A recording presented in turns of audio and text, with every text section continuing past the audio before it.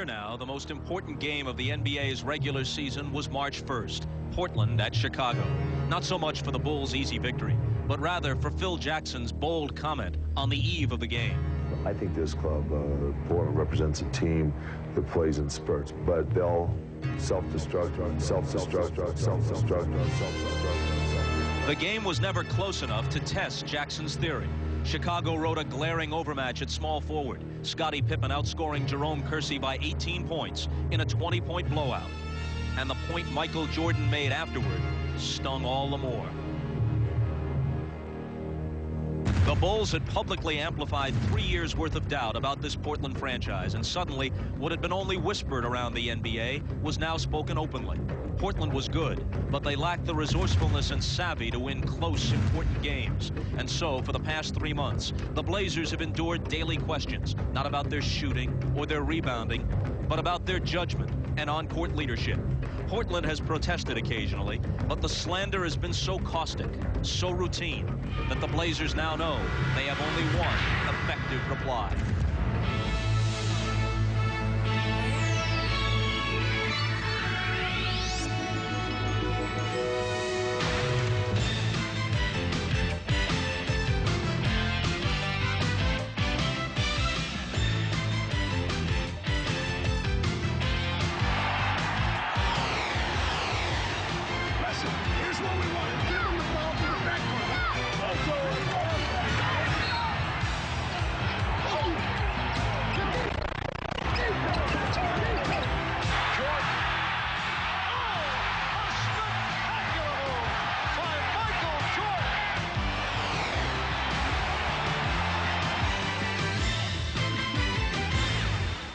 This is the NBA on NBC. The 1992 NBA Finals. Tonight, Game 1 between the Portland Trail Blazers and the Chicago Bulls. The Madhouse on Madison has become one of the most recognizable symbols of the city of broad shoulders. That, of course, was Carl Sandburg's description of Chicago. But in searching for a headline for this series, we might borrow from a literary figure of an earlier time, as both the Trailblazers and Bulls arrive here motivated and burdened by great expectations. Good evening, everyone. I'm Bob Costas. Welcome to the NBA Finals. Portland's great expectations can be explained this way. Another near miss means another year of the same old criticisms. And no matter how they might deny it, another year of searing self-doubt. A victory, though, turns the ambivalence of the past 3 seasons into soaring triumph and allows them to take a proud place alongside Portland's 1977 champions, the Jack Ramsey coach team of Walton, Lucas, and Hollins. Ironically, a team prized for its intelligence. But if it's going to happen, it may have to happen now, because given the advancing age of some key players, this may be their last good shot with this cast. For the Bulls, there are great expectations of a different kind. This team has its championship. Now it seeks its place in history. Lose here, and the Bulls may be remembered as a very good but not great team. However, back-to-back titles would certify their greatness and earn them a place in the NBA's pantheon of all-time best teams. Beyond that, considering the relative youth of their nucleus, they could be in position to extend towards a dynasty. Portland and Chicago. It was almost inevitable. They were the favorites in November, and now they meet in June. Which of these two teams will fulfill its great expectations? The answer begins to unfold in a few minutes. With us tonight is a man whose team last year eliminated Portland before losing to Chicago. 5-time NBA champion Magic Johnson joins Mike Fratello and Marv Albert for the call of the game. Marv? All right, Bob and Magic, you have certainly seen the Trailblazers firsthand over the years. Have you had the feeling that they self-destruct in close games down the stretch? Well, Marv, definitely. We felt when I was playing with the Lakers, if we kept the game close, that they would somehow give it to us, whether it's a turnover or a bad shot. With that reputation, be it valid or not, what is going through the minds of the Trailblazers as they prepare to go up against the defending NBA champions? Well, speaking with Clyde Drexler today, he said, look, we're out to prove a point, not only to the Chicago Bulls, but to the rest of the world, that we can win close games and win the NBA championship. All right, Mike, this is a series that features two of the NBA's premier players, and Michael Jordan and Clyde Drexler. Both have had outstanding seasons, as it turns out statistically mirrored each other. First of all, we have our two great basketball teams. Chicago, best record in the NBA with 67 wins, and then Portland, 57 wins, the second best. But there's no question that the two superstars, Drexler and Jordan, have led these two teams to the finals. And when you look at the numbers, there's not a whole lot of difference between them. Same age, almost the same height. Jordan, best in the league at 30 points per game. Drexler, fourth best at 25 points per game. The rebounds and assists, just about exactly the same. And depending on how these two players want to approach it, they can turn it on either from the beginning to start a game out or at the end when needed most. For Drexler, only 4 points in the first half, but then 14 big ones against Utah to help Portland close out that series in 6 games. For Michael Jordan, with the bad wrist, only 6 points at halftime against Cleveland, a big 23 in the second half, 16 in the fourth quarter to help the Chicago Bulls end that series in 6 games against the Cavaliers. So we have two great teams. The eyes focused here on the two superstars, the Jordan-Drexler matchup. All right, and when we come back, we'll have the introduction of the starting lineups as we close in on Game 1 of the best of 7 between the Portland Trailblazers and the Chicago Bulls. It is always a glorious scene here at Chicago Stadium when the starting lineups are introduced. And here is the public address voice of the Bulls, Ray Clay. Good evening, ladies and gentlemen. The Chicago Bulls welcome the world's greatest fans to the Chicago Stadium. Tonight's Game 1 of the NBA Finals is between the Portland Trailblazers and your Chicago Bulls. Tonight's lineups. First for the visiting Portland Trailblazers. At forward from Maryland, 6'8", Buck Williams. A 6'7" forward from Longwood College, Jerome Kersey. At center, a double O from Eastern Illinois, Kevin Duckworth. Wisconsin, Stevens Point, 6'3", Terry Porter. At the other guard, 6'7" from Houston, Clyde Drexler. The Portland Trailblazers are coached by Rick Adelman.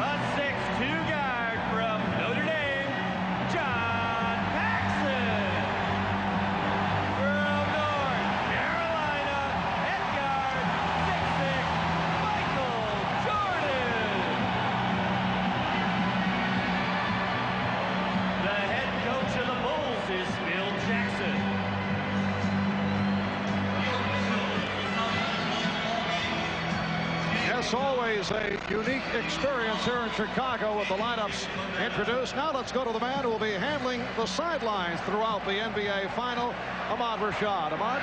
All right, thanks, Marv. Just an update on that bad wrist that Michael Jordan had, which caused him to shoot so badly in Game 6 against Cleveland.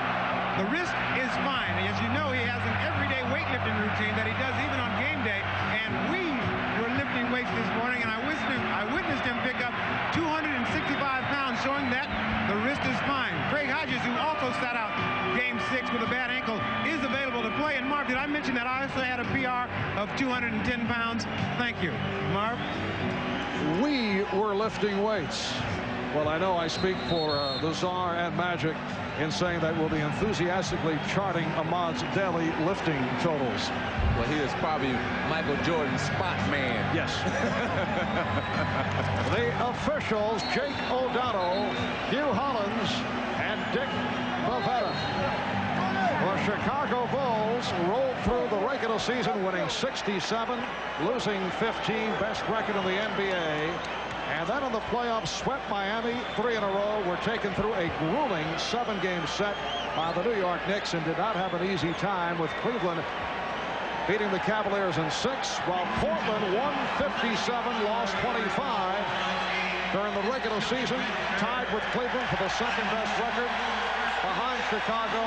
In the playoffs, beat the Lakers 3 games to 1, beat the Phoenix Suns 4 games to 1, and took Utah 4 games to 2.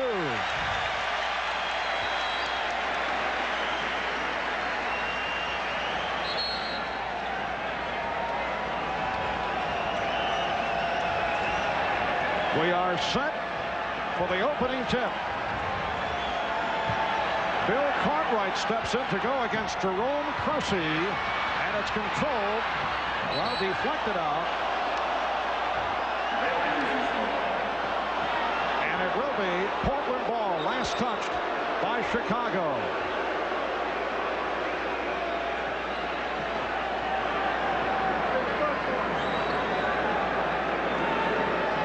Terry Porter being played by John Paxson. And the matchup at the start, Michael Jordan facing Clyde Drexler. Kevin Duckworth going at Bill Cartwright. Nice fake, yes, and it counts. I would think for Duckworth to start off the basketball game, get the first basket for his team, the first hoop of this championship series, it's got to be a tremendous confidence builder for this young man, particularly a young man who has received his share of criticism this past season. I think you can look for both teams to go inside early. The game won't be as fast probably in the first half as it will in the second half. So look for both teams to go inside. A foul committed by Cartwright. Duckworth, a local product out of Harvey, Illinois, who had to garner up a host of tickets for tonight's game, giving Portland a 3-0 lead. Cartwright, and the good box out by Kersey. Here comes Drexler. Yes, and it counts. The foul called on Pippen. Long outlet passes that pitch ahead to Drexler and Kersey in the open floor. One of the trademarks of this Trailblazer team, Clyde, with a tremendous ability to keep his concentration and convert even though the foul takes place. One thing the fans going to have to look for here is the fact that in the last 2 series, Michael didn't have to play defense. In this series, he will have to play defense all the time. And what happened that time, Michael went to the offensive boards last time down, got caught underneath the results. Drexler ran out. Jordan spotting Pippen. Portland 5 and Chicago 2. Drexler, a line drive jump shot with Jordan off.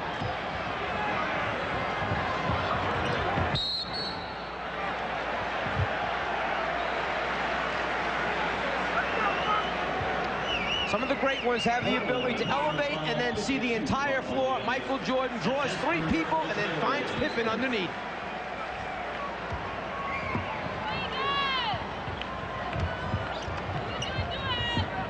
Now Pippen posting up. Cartwright blocked by Drexler. Porter with that change of pace dribble was hit by Paxson.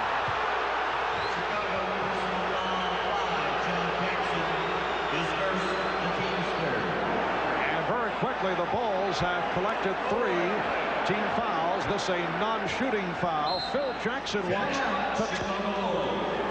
not happy about what he has seen here at the start with 1.5 minutes gone by. We discussed at the start of the telecast the rap put forth by Phil Jackson that the Trailblazers self-destruct in close games down the stretch. I asked Rick Adelman of the Blazers, will he use those comments to motivate his team? I don't think I have to. I don't think our players forget what's been said, and but we haven't talked about it a lot. We've talked about just doing our talking on the floor. We're going to go out and play. We have nothing to apologize for to anybody. I don't care who they are. We've won, I don't know what, 70% of our games over 3 years. We've won 80% of our playoff series. I'm sorry. That just doesn't hold water. If that's the case, then there's an awful lot of teams that are really struggling in this league. Right off the steal. Paxson finding Jordan, shooting the 3. The save by Cartwright, and Grant was fouled. Called on Kersey. Well, Marv, talking about what Coach Adelman just talked about, yes, it's out there, and it is in the back of their mind. I think in Game 6 of the Utah series, they needed to win that game in a close game to say, okay, we can win close games. All right, Cartwright setting up on Duckworth, and he drew the foul. Kevin Duckworth called for his first. And Bill Cartwright, who has had a dreadful time of it at the free throw line, will shoot a pair. Bill Cartwright, when he first entered the NBA with the New York Knicks, was a very solid free throw shooter. In recent years with the Bulls, he's dropped off, and it has reached the point, Magic, 7 for 19, 36% from the line for Cartwright during the playoffs. But you know why, Marv? When he was with New York, they went to him a lot. He got to the foul line a lot, and he got a chance to get in a groove and in a rhythm. Now, the Bulls do not go to him. He don't get to the line a lot, and his free throw percentage falls off because of that. Well, he's just helped his percentage immensely by hitting 2 out of 2. Here's pressure by Chicago. We saw very little pressure in the previous series against Cleveland. No, this is exactly what they want. They had Buck Williams and Kersey backhand on the ball near the half-court line. And Terry Porter, who has been on fire during the playoffs, able to convert. Blazers 9, Bulls 4. And that's a good sign for Terry Porter, because in the 2 games this season against Chicago, he was shooting just over 31% against the Bulls. Michael Jordan. Portland 9, Chicago 6. Drexler getting down. He had to save it. Buck Williams. Offensive foul.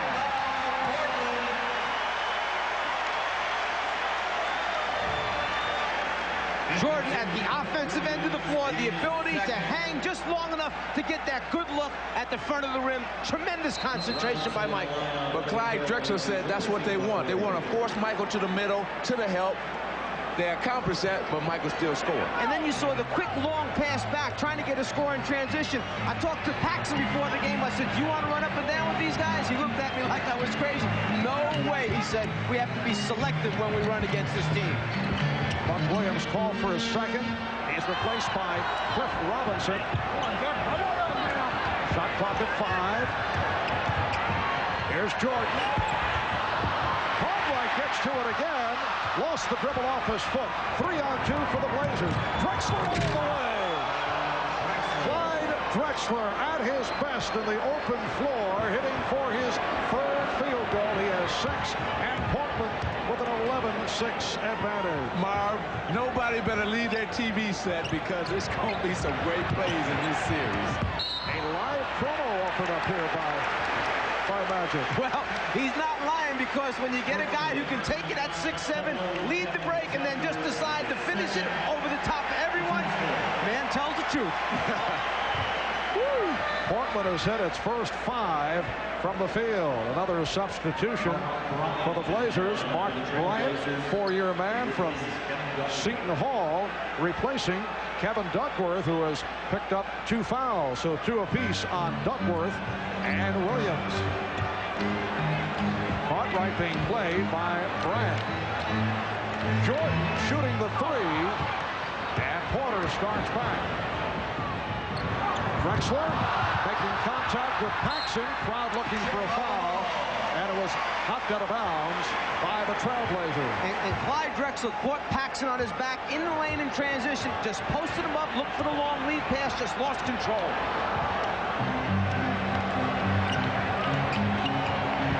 Nice look from Pippen, pretty pass from Grant, and Cartwright was fouled. Once again, Cartwright to the line. Porter called for the foul. Not many big people are willing to be interior passers, but this Bulls team plays so unselfishly. They're always looking for each other, and the key thing is they know where they are supposed to be on the floor. They find their teammates because they're in the right spots. That's execution. And you can tell that what we were talking about earlier, both teams want to go inside. There hasn't been many jump shots, and both are trying to establish their game right now. And Bill Cartwright has hit his first 3 of 3 from the free throw line.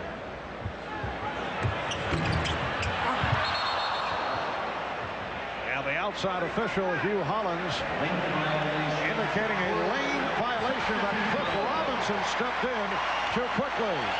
You may leave and step over the line when the ball's released. You can see there the ball's clearly in Cartwright's hand. He's all the way across in the lane. Well, see, that's Bill Cartwright's.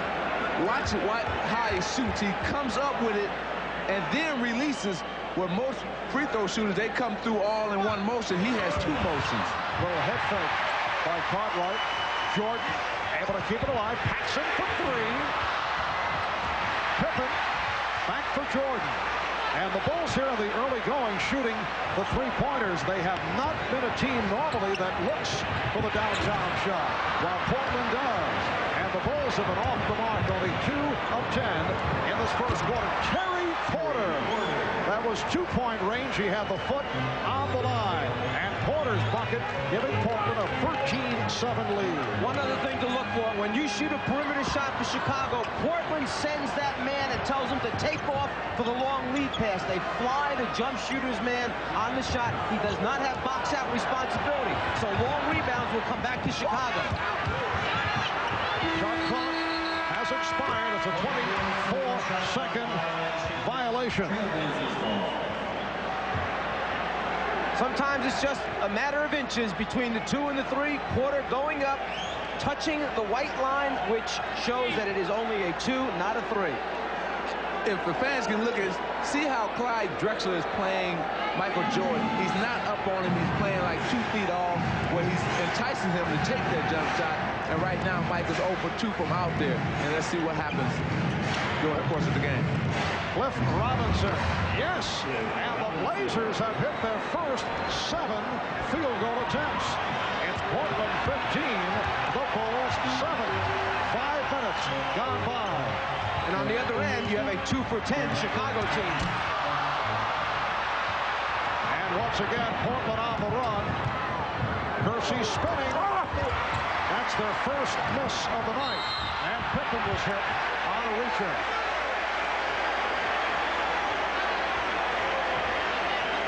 Jake O'Donnell making it very clear that he has the call. And it's against Porter, his second. And in the transition period, the quick outlet pass, Porter trying to slow up that Bulls fast break attack, and that's one of the things that Cleveland tried to do, was particularly jam Pippen, who leads so many of the fast break opportunities. Portland over the foul limit, so Pippen to the foul line. Scottie Pippen telling us that the ankle and wrist injuries are behind him.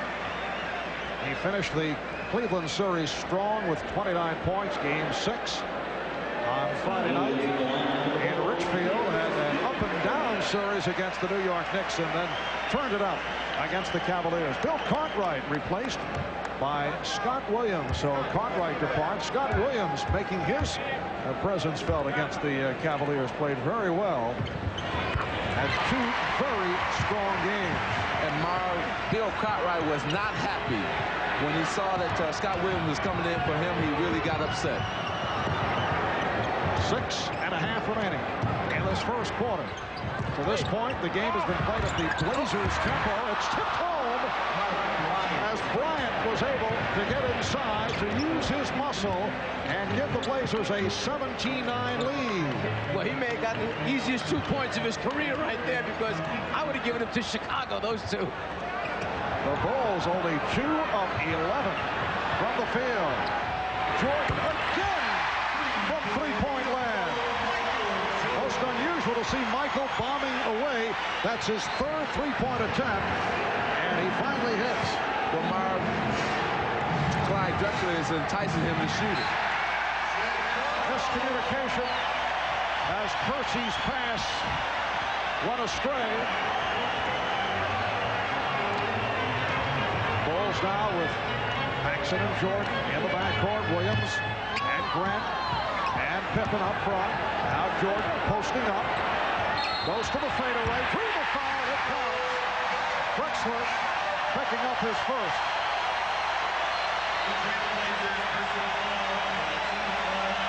One of the things that Chicago knows it can do is post up Michael Jordan at any time it wants to during the course of a season. They didn't use it much in the regular season, but in the playoffs, they've gone to it more and more, the post up of Michael Jordan. Hey, he's their best post up player. And you know during the playoffs, you must change your game. So they have changed their game, utilizing Michael Jordan's skill in the post. Bulls again go to the pressure. Porter with the open shot. Terry Porter during the course of the playoffs has been in what can be labeled the shooter's zone, coming off a subpar regular season. He has really turned it on. Blazers lead 19-15. Porter again. Terry Porter has hit 4 out of 4 from the field. 21-15 Portland. And then he got back and knocked the ball away and made it a turnover for the Chicago Bulls. So good presence of mind to get back on defense even after the jump shot. If there are a couple factors that may play big in this entire series, it's turnovers and quick shots. Drexler with a quick shot. Drexler on the follow-up.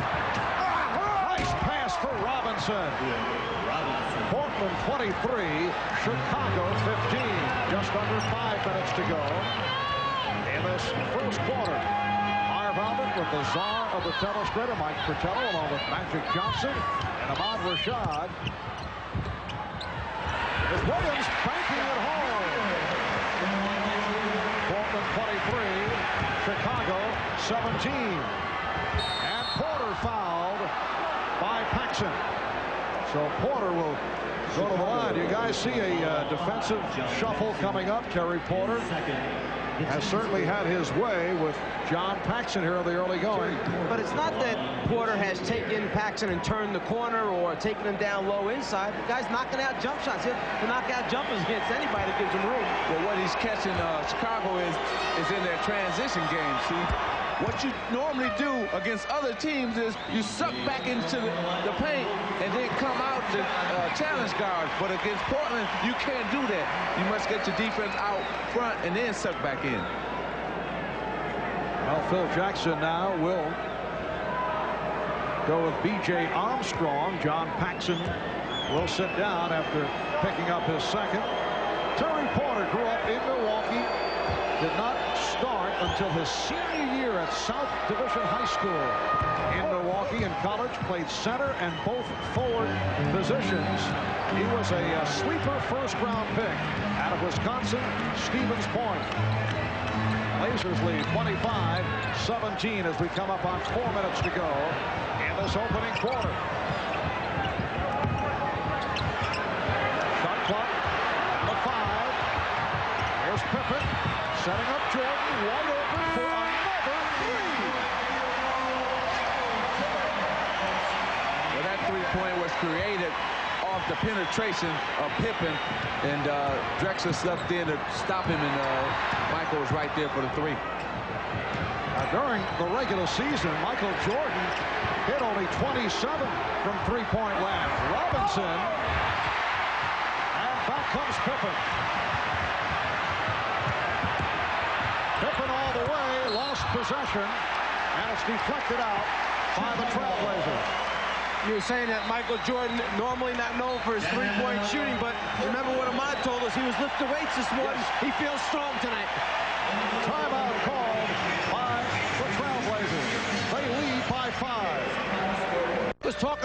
pushing out on Terry Porter. Don't drop back because he's going to pull up and try to shoot it in your face. He feels it right now in the playoffs. And then he just follows through long enough, okay, to let everybody know that he's got the stroke. Terry Porter. And he has really turned it up during the playoffs. You see the progress from the Lakers series to the series against Phoenix, and then Utah averaging 26 a game. He shot only 46% during the regular season, but during the playoffs, Terry Porter has scored 30 or more 4 times, including that career-high 41 against Utah. Well, they needed somebody to step up their game if they were going to get to this point.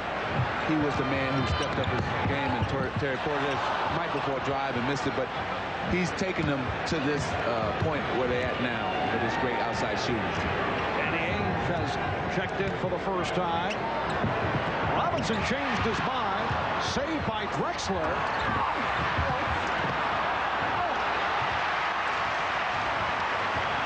Blazers get back. Pippen back for Jordan again for 3.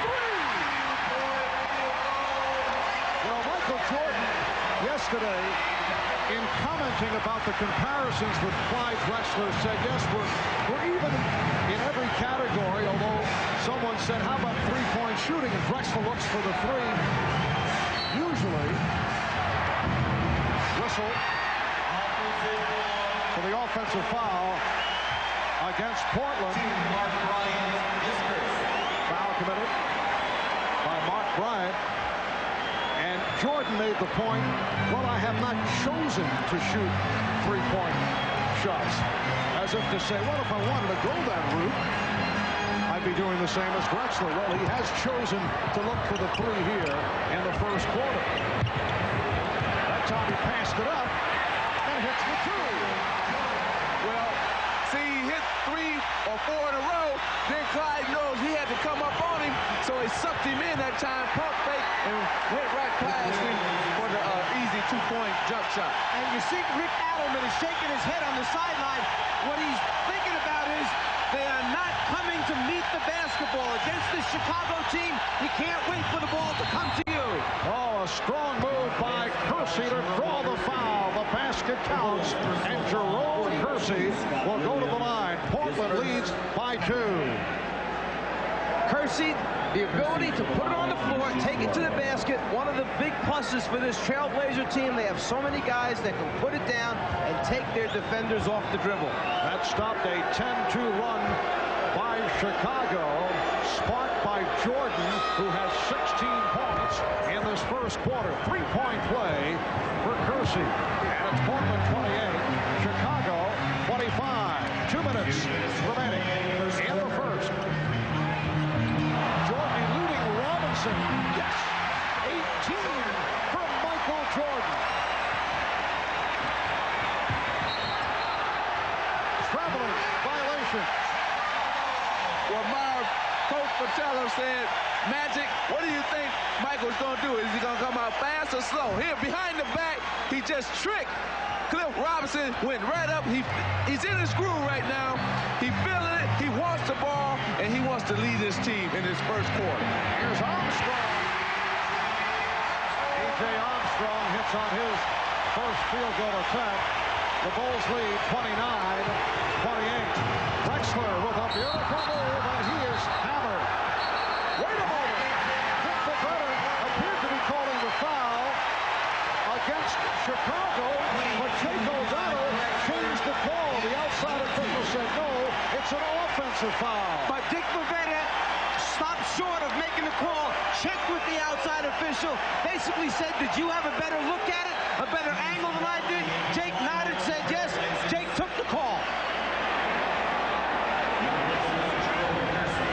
Clyde Drexler did not like the call. Now, Jerome Kersey will sit down, and a one-time Chicago ball. Enos Watley has checked in. He's guarding B.J. Armstrong. And I would get Drexler out of there as soon as I could if I were Rick Adelman. You got 2 fouls on your guy, take him out, rest him for the end of this quarter. Grant from Jordan. The Bulls 31. The Trailblazers 28. See, this is the time that Portland has to slow their game down now. Okay, let's see what we got here. Not go so fast.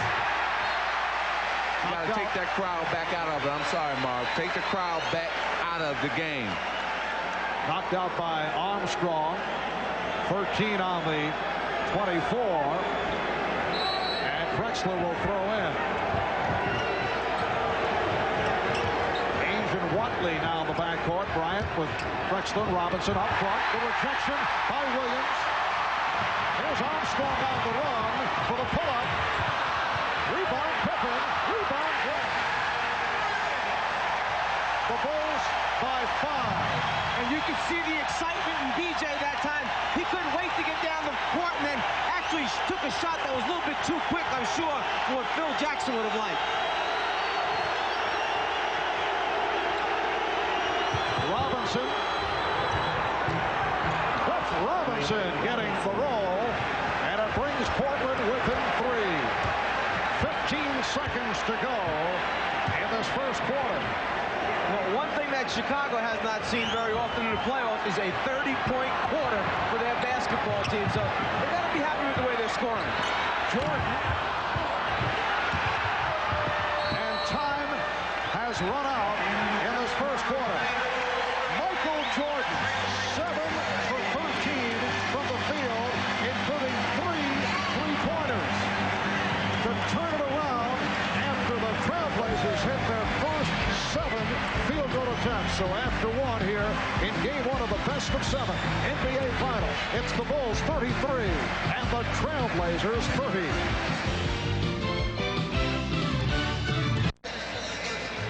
Well, it was one of the most celebrated NBA collegiate drafts of all time. Back in 1984, after Akeem Olajuwon was taken #1 by Houston, this is what took place.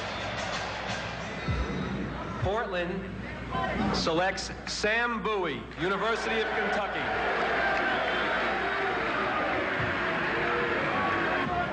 The Chicago Bulls pick Michael Jordan of the University of North Carolina. Well, Sam Bowie was taken by the Blazers as the 2nd pick in the draft. And they have certainly heard about that selection a few times over the years. Michael Jordan then was the next selection. Back in '83, the Bulls going with Enos Watley, who, as it turns out, is now a member of the Portland Trailblazers. They took Watley ahead of Clyde Drexler. But you flash back to that time, most NBA teams would go for the big men because they felt that if you had a shot at a championship, it would usually start at the center position. Bill Cartwright just checked back in as the second quarter gets underway, as called for his 2nd foul. And Marv, you're right. At that time, everybody felt you had to have a center, like Kareem or somebody, and that's why they picked Sam Bowie, knowing that they had Clyde Drexler. So where are you going to fit Michael in at? The other question about Sam Bowie, who certainly had a decent NBA career, the injury problems that he had at the University of Kentucky. Sam now, of course, a member of the New Jersey Nets. Here's Porter. Terry Porter continues the onslaught. He's 5 for 5. He has 12 points. The Bulls now lead 33-32. And Bobby Hansen, a seldom used player by Phil Jackson, has come on here at the start of the second quarter. Pippen was fouled. Hit by Robinson on the block. The early entrance of Bobby Hansen may be the result of the Craig Hodges sprained ankle, although Hodges is in uniform and ready to go. And the other thing is you have Danny Ainge on the floor with some size at the guard position. Phil Jackson bringing out Bobby Hansen, who has equal size and strength to match up against him, not to give Ainge a real good look at the rim. And you know that in this series, Marv, Michael Jordan's going to have to get more rest, because you're playing an offensive threat in Clyde Drexler. It's not Craig Eglow or nobody where he can rest on defense. He's going to have to play defense. That's why you're probably going to see more of Hansen as this series progresses. Michael Jordan sitting down following that 18-point first quarter. So it is Hansen matched with Ainge. Buck Williams is back up front with Robinson and Duckworth. Ainge and Porter in the backcourt. Robinson around Pippen. And it's handled by Williams. 3-on-2 for the Bulls. Pippen for Hansen, wide open. Yes. Bobby Hansen, who spent 7 years as a member of the Utah Jazz, 1 year with Sacramento, off the bench to hit on his first field goal attempt. Bobby Hansen's one of those kamikaze guys. You put him out there, he gives everything he has for the minute that he's on the floor. A great role player for a team. And when we was out there doing our pregame, as you want to call it, I was telling Danny Ainge, I said, hey, you in another championship? Well, Hansen came over and grabbed me and said, look, Irvin, I just want to win one. He's already won one. Bobby Hansen had played in only 4 of 16 games in this year's playoffs. Here's Ainge. Rebound, Buck Williams. No box out, and Buck Williams able to put it home. The Bulls now lead 37-34.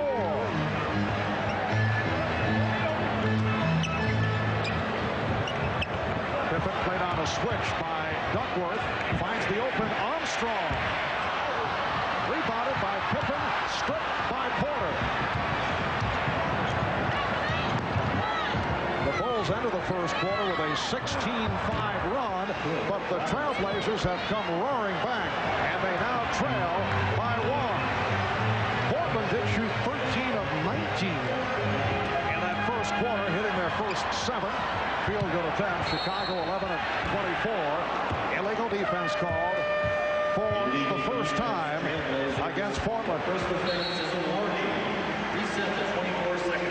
9:34 to go in the second quarter. It's Chicago by 1. We'll be back in a moment.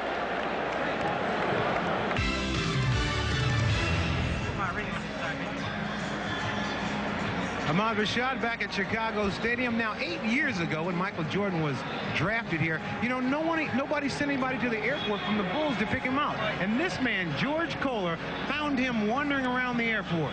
Well, this is really wandering around the airport. He stepped off the airplane. I was standing there waiting for him. Strictly by accident. And you happened to be a chauffeur at that point? At that point, yes. I had my own company and went out there to pick up a customer. The guy never showed up, and Mike was the last guy off that airplane. So I asked him if he needed a ride. He said yes. And it worked out very well. You've been his personal assistant now for 8 years. 8 years, yes. All right, George. Thanks a lot. Marv. Yes, Michael Jordan found himself wandering around the airport and wondering what kind of organization was he drafted by. I know you did not receive the same treatment, Nigel. No, the chauffeur was there, but the difference is now that I still know how to drive, and right now Michael don't know how to drive because he's being chauffeured around so much. Buck Williams commits his third foul, and he will sit down. Jerome Kersey checking back in. Well, screening becomes such an important part of getting the shooters open, and in the playoffs, the physicalness of the series allows for a lot of offensive fouls. Defenders chase him so hard, it's tough to get a good shot at the guy to clear your shooters. Shot clock at 5. Here's Pippen. He's been quiet. That's his second field goal. 8 points for Pippen. And the Bulls now lead 39-36. At one point, Portland led by as many as 8. Robinson, yes. Nice touch by Cliff Robinson. His 5th field goal. He has 10 points. The Bulls 39. The Blazers 38.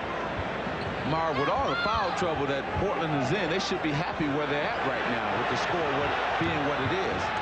That's 3 on Williams, 2 apiece. That's a 3, 2 apiece on Duckworth, Porter, and Drexler.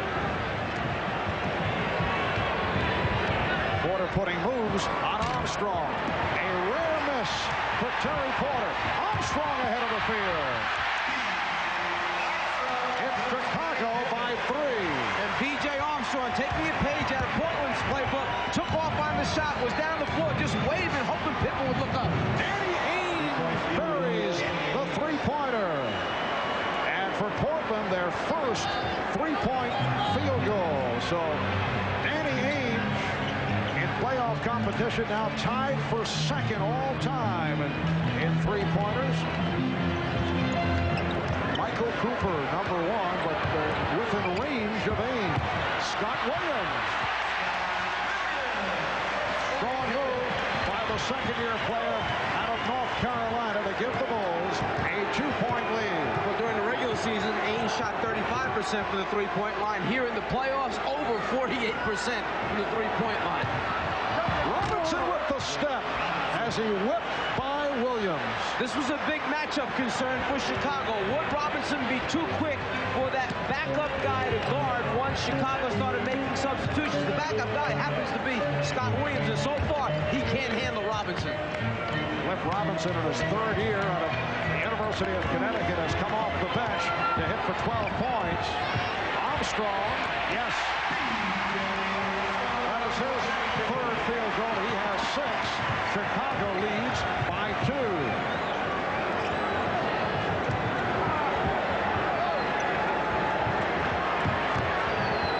Porter, foul by Armstrong. That matchup we talked about, can Williams guard Robinson? Well, off of this play right here, you'd have to say he's going to have a long night. All right. Thank you, Jay. And Chicago with a 45-43 lead on Portland. You can see the differences between these two clubs. Come playoff time, the Portland Trailblazers have stepped it up with Porter, Kersey, Duckworth, Drexler, Ainge all raising their scoring average. On the other hand, Chicago certainly hurt in the series against the Knicks and had difficulties with Cleveland. Aside from Michael Jordan, they've gone the other way. Well, a completely different set of games over on the Eastern Conference side, particularly against, as you mentioned, the New York Knicks, and you had a number of the Chicago Bull players who had nagging injuries that did not allow them to play their normal game. And plus, I thought that the Portland team defense enabled all their scoring to pick up because of turnovers and steals. They were able to get out for easy layups. Chicago with a 45-44 lead. 6.5 remaining in this first half. Michael Jordan, after getting a considerable rest, has returned. The same for Clyde Drexler, and they match up once again. Here's Jordan to the fadeaway. 20 for Jordan. Well, they posted Michael, but actually ran a little screen away action in the lane. That was a Livingston on Grant type of away from the ball action, but Jordan used the post up to his advantage. Ainge took a shot from Livingston, who had just checked in. See, if Jordan is looking to the lane to see if Grant's open there for a split second. When he doesn't like what he sees there, well, then he makes something nice happen for the team. Superstars love this situation. It's built up to be Jordan versus Drexler. Michael Jordan is saying, okay, come on, you're in my building, come on with it. I like it. Well, to this point, Clyde Drexler, 3 of 6 for 6 points, along with 2 fouls, while Michael Jordan going to the 3-point shot at 18 of his 20 in the first quarter. It will be Chicago ball. Phil Jackson with Jordan and Armstrong in the backcourt. He has Grant, Livingston, and Cartwright up front. So Scottie Pippen getting a rest. Pippen with 8 points, 7 assists in this first half. Got Danny Ainge trying to keep Livingston off the offensive board, so he's got his work cut out there. Portland with the ball. They are down by 2. Kersey played by Grant.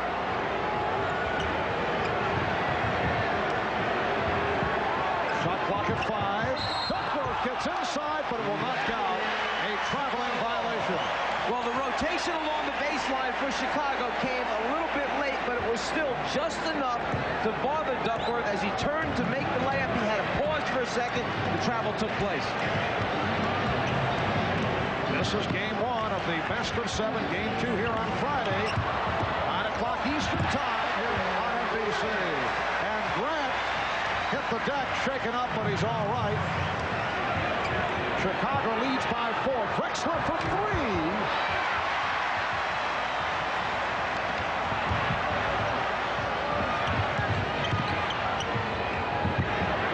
Jordan for 3. Well, Michael has gone to a new weapon. hits his 4th three-point field goal. He's ready to play. He is ready. The Bulls by 7, and Portland takes a timeout.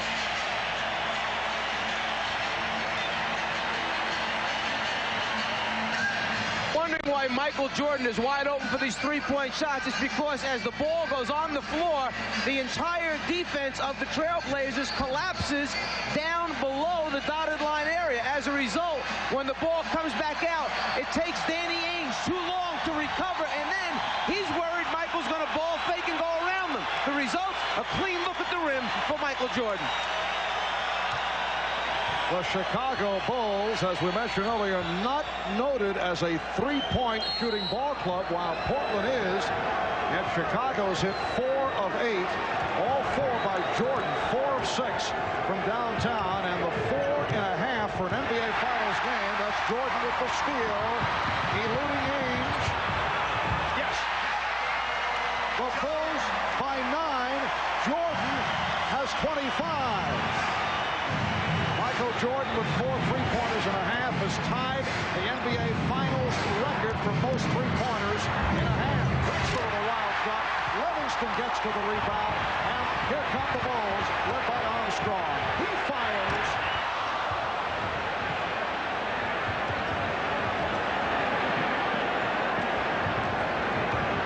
Terry Porter blocked by B.J. Armstrong. A moment ago, we talked about the deciding factor here might be turnovers, which then lead to quick shots. The turnover caused by Michael Jordan's defense, the quick shot caused by Michael Jordan's offense at the other end.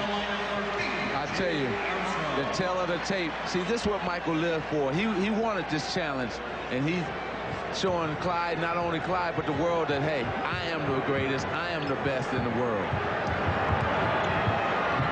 Drexler wide open, pass on the outside shot, and then he drew the foul. It was hacked on the play. Jordan now has 25 points. Conrad called for the foul, his third. 25 for Jordan. The most points in an NBA Finals game in one half. 33 by Elgin Baylor. He did in April of 62, and we still have 3:41 remaining in this half. And Jordan is only 8 points away from that all-time record. Well, we just saw Clyde pass up a wide-open 15-foot. I mean, can guarding somebody that puts 25 on you early kind of make you think twice about what you want to do? Exactly. And Michael has taken him out of his rhythm, and also 2 fouls has not gotten Clyde, not enabled Clyde to get into his rhythm. Michael is in his rhythm, but Clyde is not into his offensively. The Bulls lead 54-47. Drexler went for the steal, and it's Jordan again. Michael Jordan, 11 for 17, 27. Oh, Kersey with a facial. Jerome Kersey cuts it to a 7-point Chicago lead. We come up on 3 minutes to go in the first half. And Marv, this is an important 3 minutes for the Portland Trailblazers to try to stay in this ball game. Jordan with the one-on-one move, found Grant, tipped home by Scott Williams. The Bulls 58 and the Blazers 49. Run down by Kersey. Goes to the alley-oop. It will be Chicago ball. And those are the kinds of plays that, if they happen at the wrong time, they wind up leading to runs, particularly by a Chicago Bulls team. It's the right time and place that you talk about when you want to throw lob passes. Unfortunately, for the Blazers, they're not coming at the right time. 2:20 to go in the first half. Pippen rebounded by Grant. Jordan for 3. Yes! That is an NBA Finals record. 5 3-pointers in a half.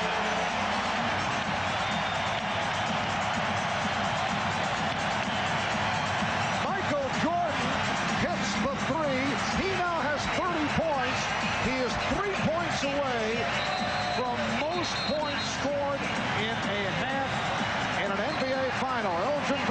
the record set back in '62. And as you see, the most three-point field goals in an NBA Finals game is 6. Michael Cooper did it for the Lakers against Boston. Phil Laimbeer of Detroit did it against Portland. My, oh my, oh my. That's all you can say.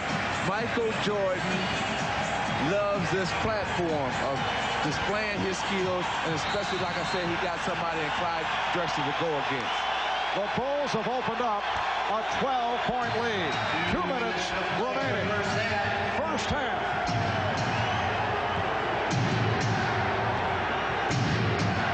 The steal by Pippen. And Jordan. 32 for Jordan. The Bulls by 14.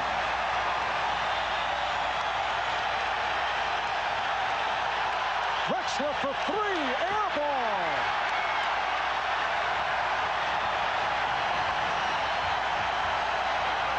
Here's Jordan for 3, yes! Did you see that look? Michael indicating he can't believe it.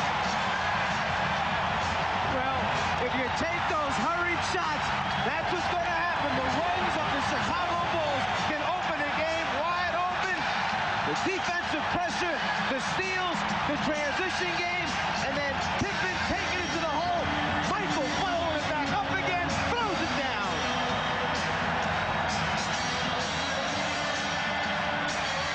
He feels it. There's nothing else he can say other than the man feels it and lets us know.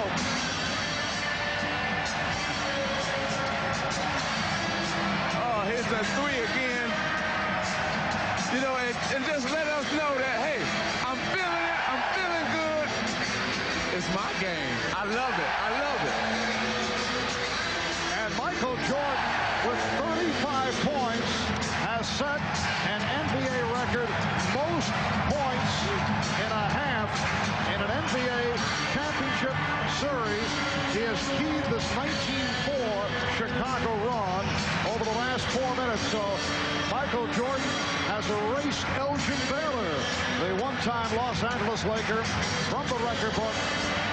Baylor with 33.5 back in April of '62. And Michael Jordan, with his 6th three-point field goal, has tied an NBA Finals mark for most three-pointers in an entire game. What more can you say? What more can you say? I mean, you know, let's go back to what we talked about at the top of the show. Poor decision-making. Right now, Portland is making poor decisions. Three-pointer by Clyde Drexler, air ball. Cliff Robinson's off-balance shot, it returned a layup. Steal by Pippen on an errant pass, dunk Michael Jordan. So it's just poor decisions leading up to this big lead. And the other thing you mentioned, Magic, in the last 3 minutes, so important because championship teams know when they've got their opponents heads down a little bit. Instead of going in with a complacent 10, 12-point lead, they try to bury it just before halftime.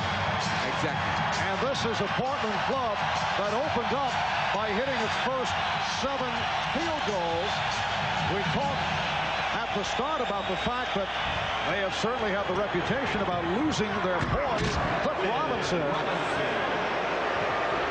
Robinson has played well. He has 14, and the Bulls now lead 66-51. You know, normally when you're down this big, you say, well, the team must not be shooting well, but Portland is shooting over 61% in this first half. And Grant took a push from Robinson. That a second foul charged to Cliff Robinson. Michael Jordan with 18 points in the first quarter, 17 in the second. Remember, he sat out a good portion of this second quarter. Here's Jordan again from downtown. So he's 6 for 9 from three-point range. You know what's making this 35 points that he has in the half so outstanding is the fact that normally he's driving and doing spectacular shots in the lane, and tonight it's all jump shots. And he stayed away from the outside shot against the Cavaliers in Game 6. That's an illegal defense call for the first time against Chicago, because Michael Jordan was bothered by the sprained wrist, and then he went to the drive and certainly excelled and took the Bulls to the victory down the stretch in the fourth quarter. 16 big points in the fourth quarter against Cleveland. Kersey rejected by Grant. The Bulls with a 3-on-2. Final seconds of this first half. Grant. Williams knocked it away, and time has run out. A very special first half here in Chicago. Michael Jordan, 14 of 21, an NBA Championship Series record, 35 points in the half. And you have the idea, even Michael was astounded by his proficiency, in particular from three-point range. Bob Costas and Quinn Buckner coming up next. Halftime at Chicago Stadium with the Bulls leading the Trailblazers 66-51. The Bulls have outscored the Blazers by 26 since midway through the first quarter. That, of course, is when Michael Jordan took charge. We welcome you back to our perch here in Chicago Stadium. I'm joined by Quinn Buckner. Michael Jordan has broken Elgin Baylor's finals record for most points in a half.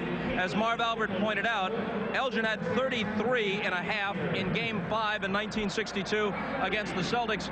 Michael goes for 35 here in the first half and hits 6 of 9 from three-point distance. Bob, it was just incredible to sit here and watch this guy go at the basket the way he did. He had 18 in the first quarter, which is good.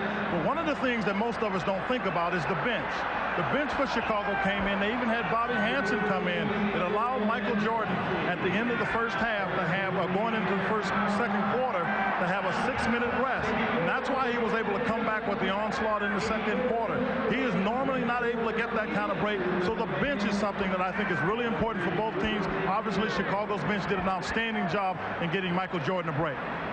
A close and obviously very intense first quarter, and then the blowout in the second quarter. It's not out of Portland's reach, but there's a tone here that if it holds means more than just a 1-0 edge for Chicago. It means a big message, doesn't it? Well, I think it can be considered a message, but first of all, you got the score moving toward where Portland wants it. Once they get it over 110, they're pretty effective. But the Achilles heel of Portland has always been their decision-making on taking shots. I thought they started taking shots too quickly. When they missed them, the Bulls converted. That was the problem, I thought, for the entire second quarter for the Portland Trailblazers. Okay, shifting gears here from basketball to tennis. At the French Open today, there was intermittent rain throughout the afternoon, so only 2 of the men's quarterfinal matches were completed, but they involved the remaining American men in the draw. Here's Dick Enberg in Paris with a report. On another rainy day in Paris, it was a bright day for U.S. tennis. 2 Americans have made it into the French Open semifinals, and one is the defending champion, Jim Courier. The 21-year-old Floridian defeated the talented Croatian Goran Ivanisevic. Courier hammered his huge forehand unmercifully at his southpaw opponent, rallying from a breakdown to win the 4th set and the match. Jim Courier is into the semifinals. For the 4th straight year here in Paris, he'll meet Andre Agassi. Agassi advanced today by defeating Pete Sampras in straight sets. The 2 Americans battled through a tight first set to 6-all in a tiebreak when Agassi at set point in the near court mishit an overhead for a fortunate net court winner to capture the set. Sampras was never the same. The 11th seed Agassi wins in straights. So on Friday at 10 a.m. Eastern, 9 Pacific here on NBC, you'll see a rematch of last year's final. Agassi later went over on court 1, teaming with John McEnroe in doubles. They were defeated in straight sets. And that's our story from Paris. We return you to Chicago and NBA Showtime. Okay, Dick, so Agassi and Courier, both finalists in the French last year, will meet in the semis. And don't forget, the women's finals are at 3 p.m. on Saturday. That's Eastern time. And the men's finals will be at 9 a.m. Eastern on Sunday morning. Coming up next from Chicago, Marv, Mike, and Magic will take an in-depth look at Michael Jordan's nearly unbelievable first half. We'll have many of the highlights. That's right after this message from Prudential and a word from the NBA.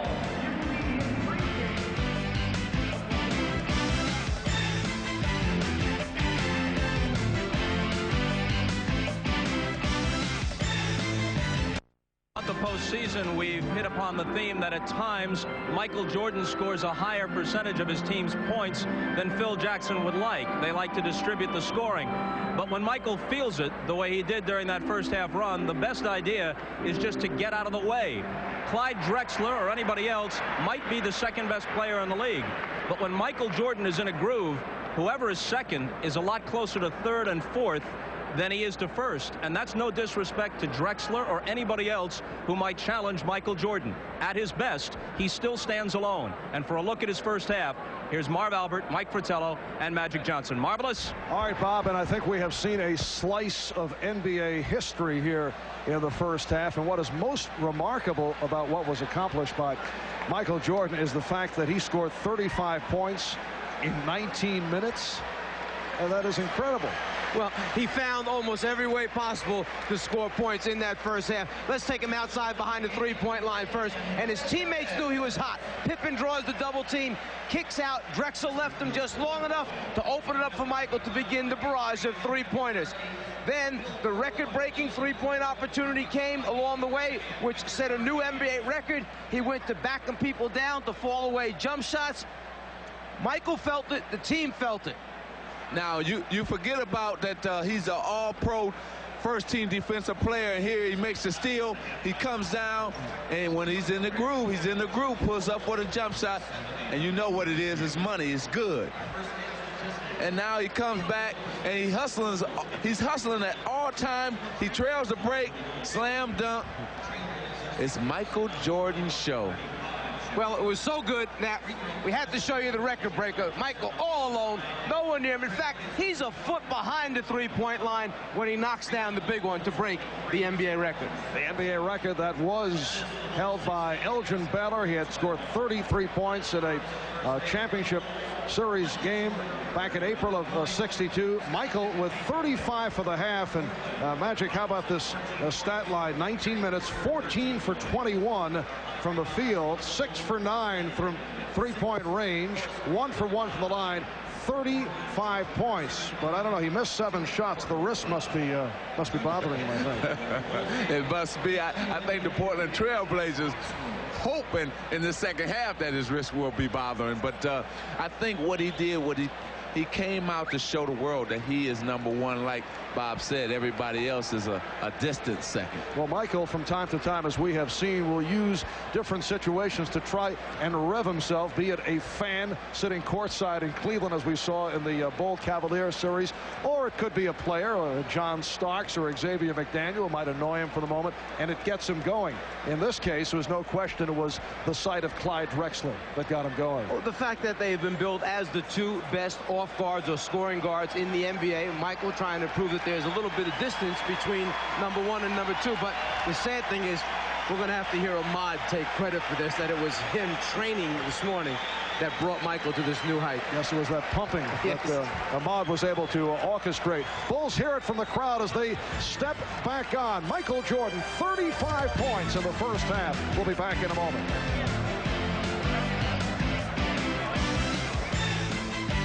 This has been the Prudential Halftime Report, brought to you by Prudential. Come to the companies of the Prudential and build your future on the rock. Bulls 66, Portland 51 at halftime. A look at today's Miller Genuine Draft halftime statistics. Clyde Drexler only 3 of 9 from the field for 8 points in the first half. The Blazers shooting 60%, yet they are trailing by 15 points, and the Bulls at 53% on 26 out of 49 from the floor. Part of the story because of Michael Jordan. The Bulls, who normally do not look for three-pointers, have been seeking them out tonight. 6 for 9 from downtown for Michael Jordan, and the Bulls as a team 6 of 11 from three-point range. Right here, let's go to Ahmad, who has Portland coach Rick Adelman alongside him. All right, thanks, Marv. Now, Rick, your team is shooting 60%. Excellent offensively, but still down by 15. Well, there's two areas you can immediately look at. Jordan had a fantastic half, but they got 11 offensive boards. We turned it over 12 times. You know, not only was he shooting well, but we can't do that against this team. If we do that against this team, we're going to be in big trouble. And that's the two areas that worry me more than anything else. All right, thanks, Rick. Good luck in the second half. All right, back to you, Marv.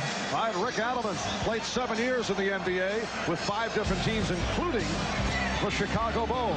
We'll be back with the second half in a moment. 141st consecutive sellout at Chicago Stadium, better than 18,000 on hand. And the Bulls turning it on in the second quarter, led by Michael Jordan. Lead the Portland Trailblazers by 15. Jordan opens up with Paxson in the backcourt, Cartwright, Grant, and Pippen on the front line. Paxson. Yes. John Paxson hitting on his first field goal, and it's Chicago 68 and Portland 51. You know, that was a set play coming out of the half. They wanted to get John involved, ran a double pick for him, and he came off shooting a jump shot. Percy.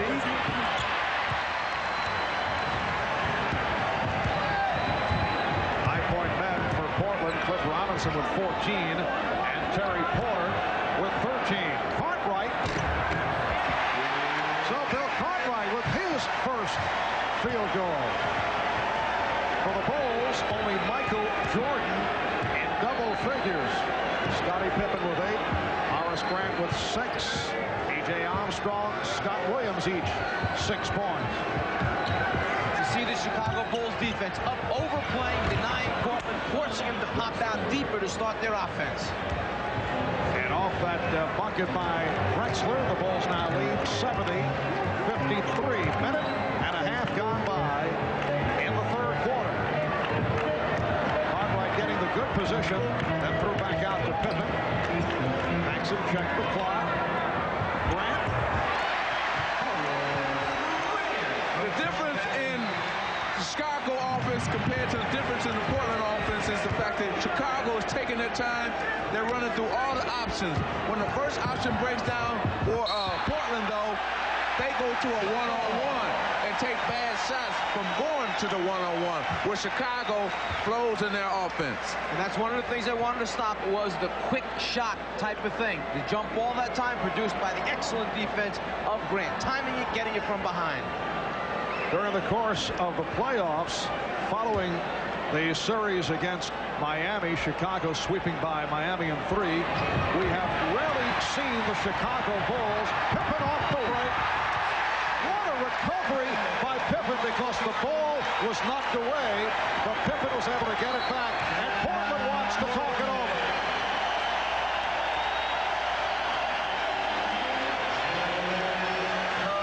When you can get easy scores off a jump ball situation, it's such an advantage. You take advantage of every opportunity presented to you. The Chicago Bulls. Scottie Pippen on his way to a triple-double right now. 10 points, 7 rebounds, 7 assists. At the end of this layup, watch how he almost loses the ball right there. But those big hands hold on just long enough to guide it in. The soft touch by Scottie Pippen.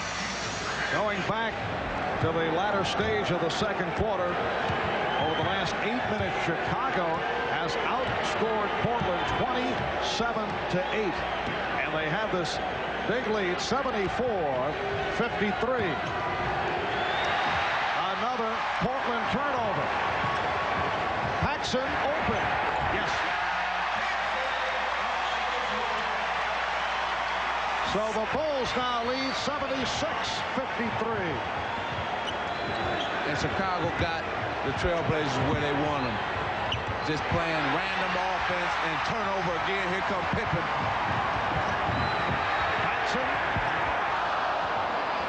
And another 24 for Chicago. Jordan for 3. And it comes back to Paxson.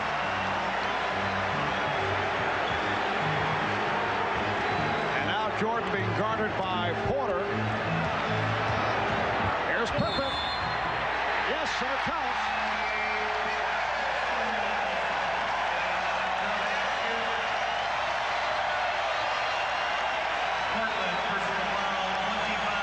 Scottie Pippen has the mismatch. No way Duckworth can play him off the dribble. shows him this is the way to the basket, big guy. But credit Horace Grant with this move, because Horace Grant moved out of the post for him.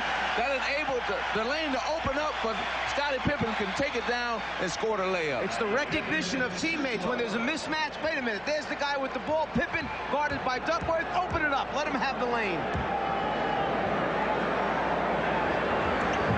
Three-point play for Pippen. And the Bulls have outscored the Trailblazers 13-2 in this third quarter.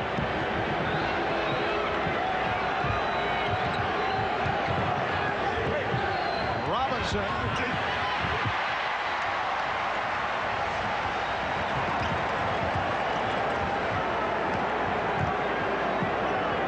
Now Jordan being played by Kersey. Michael Jordan with his first field goal of the third quarter. He now has 37. That was a three-point attempt. It just gets worse and worse for the Trailblazers. Well, they're not going inside. See, they stand on the outside trying to shoot jumpers, and they're not falling. You got to pound that ball inside, try to get some foul, try to slow this momentum that the Chicago Bulls have, and they're not doing that. Jordan.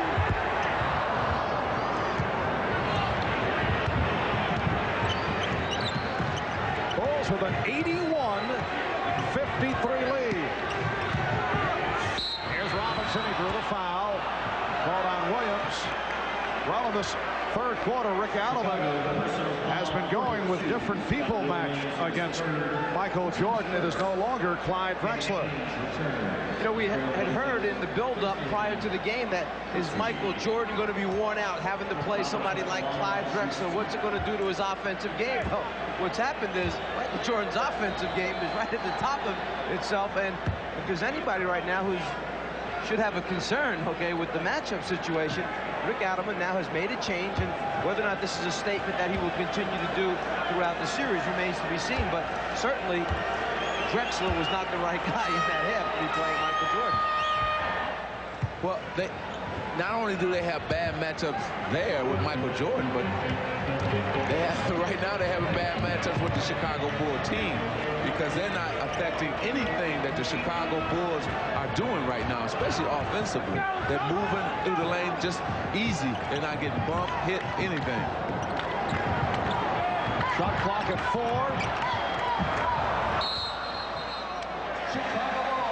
And it will be Chicago ball with 1 on the 24.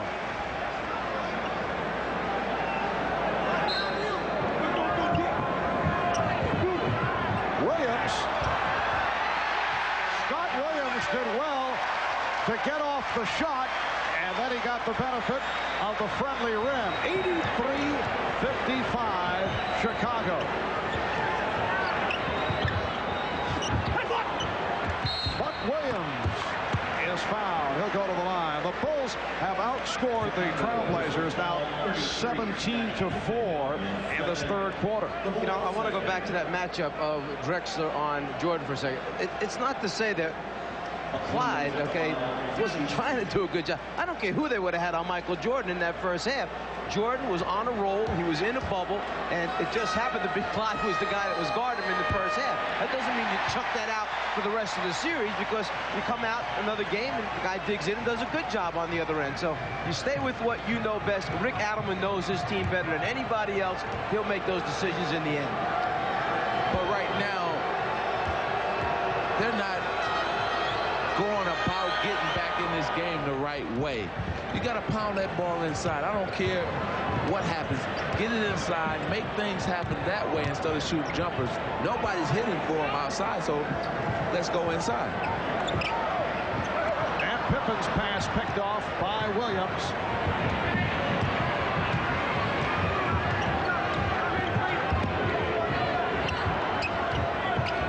Now Drexler picked up by Grant.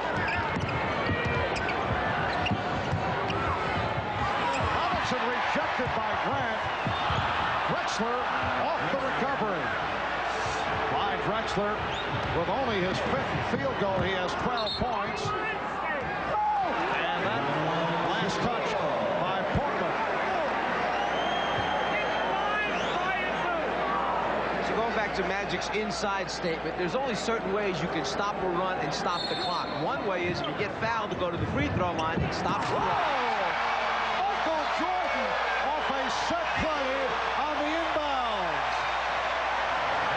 So Jordan with 39, and the Bulls lead 85-58. It is another Blazer turnover. Marv, I'm going to just keep my VCR on, because when that tape is done tonight and my baby is born, I'm going to just pull it out and say, this is Michael Jordan. I'm introducing my son or daughter to Michael Jordan on this game tonight. And the foul is called when your baby is born. That's right, soon. Out of bounds underneath. If you turn your head for a second, Jordan will back cut you, go to the rim. It's just a matter of lobbing the thing up on top. They love starting Michael in the middle of the lane, and then he operates from there. Are we looking at momentary? Scottie Pippen with 15 points.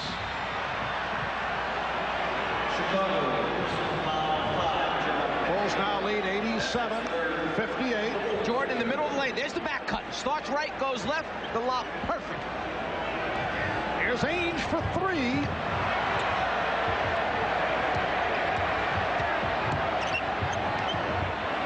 Robinson rejected.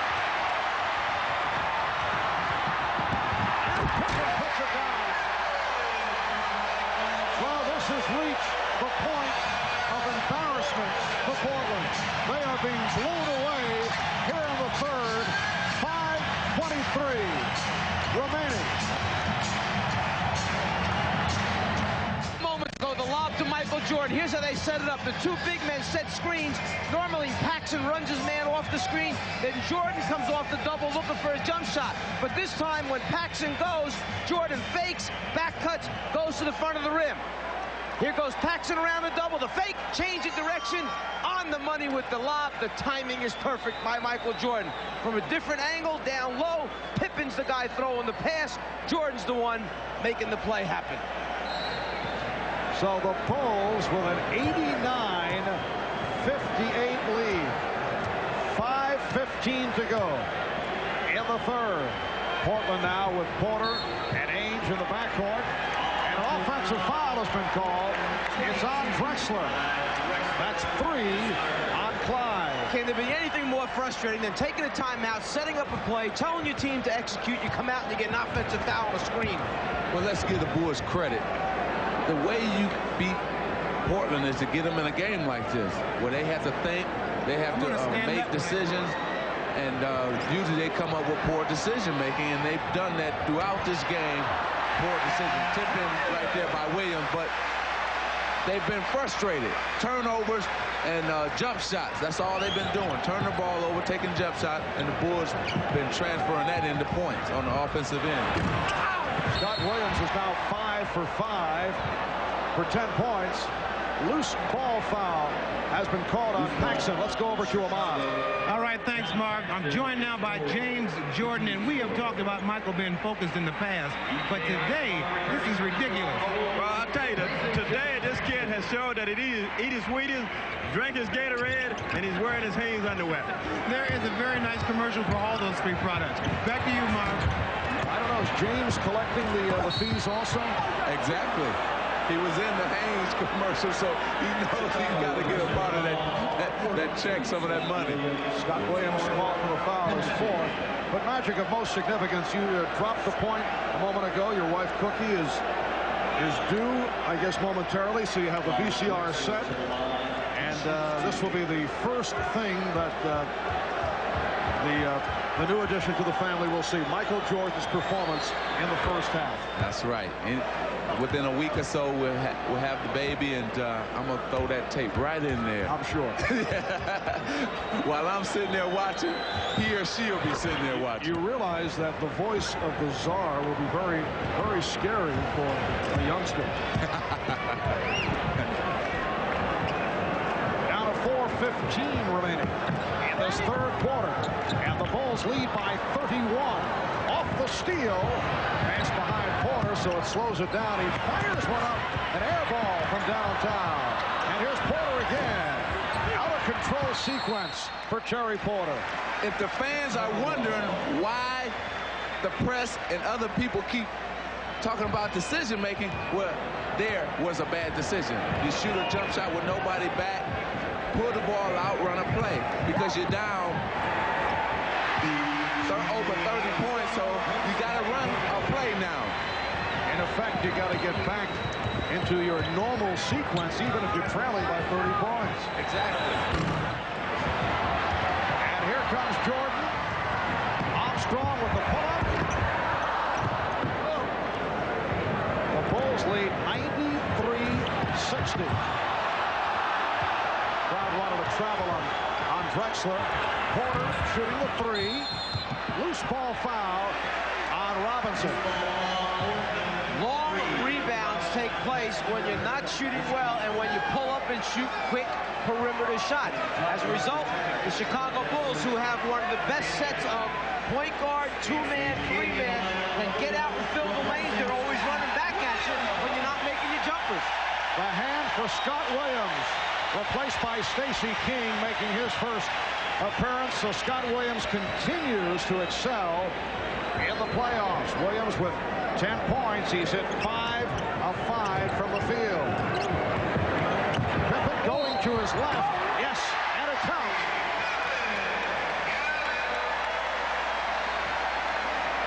Trailblazer personal foul, Cliff Robinson. When Chicago plays pick and roll basketball, it's supposed to be an aggressive double team, almost a trap, but you see Pippen gets a clear path to the basket. There was no trap. He was not forced to pick up the dribble. He got a good look, split, took it to the hole. Standing ovation for Michael Jordan. I'm wondering if we will see him on the floor anymore this evening. I doubt it. Up 36 right now. It looks like he's going to go into the fourth quarter being up 30 or more unless something happens in this next 3 minutes. So I doubt if you'll see him back again. Jordan with 39 points. NBA Championship Series record, 35 in the first half. And Pippen was fouled. The Bulls have outscored the Blazers here in the third quarter, 30-9. Robinson called for his fifth, and it puts Portland over the limit. So Pippen will shoot a pair. Michael Jordan, 16 for 26, 6 for 10 from three-point range. The 10 attempts from downtown is a record for an NBA Finals game.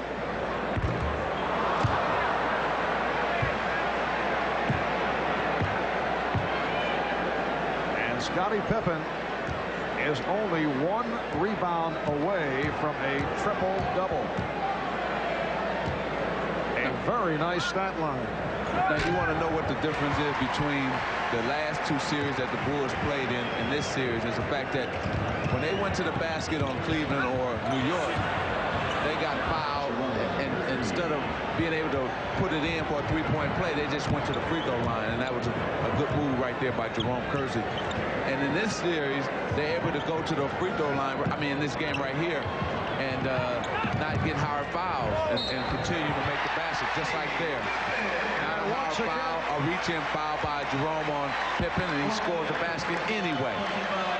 Once again, Scottie Pippen with an opportunity for a three-point play. That in-between game, take it off the dribble, but then know when to pull up because the defense rotates over and stops you short. You must have the in-between game in the NBA. And with Jordan going to the bench, Pippen has scored 5 straight points, and that's what the Bulls usually want to do, go to Pippen when Michael Jordan sits down. The Bulls 100 and the Blazers 62 as we approach 2 minutes remaining in the third quarter. A blowout in game 1 of this best of 7. 2 minutes of So Duckworth able to convert. Just look back for a second, the way Chicago defended the pick and roll. They've got Portland backing up all the time, not attacking. When Chicago plays pick and roll, Portland tries to trap it. Chicago takes it to the basket strong.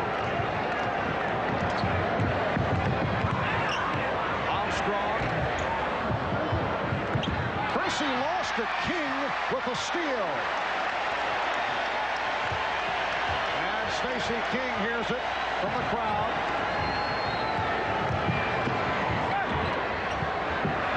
Here's Hansen.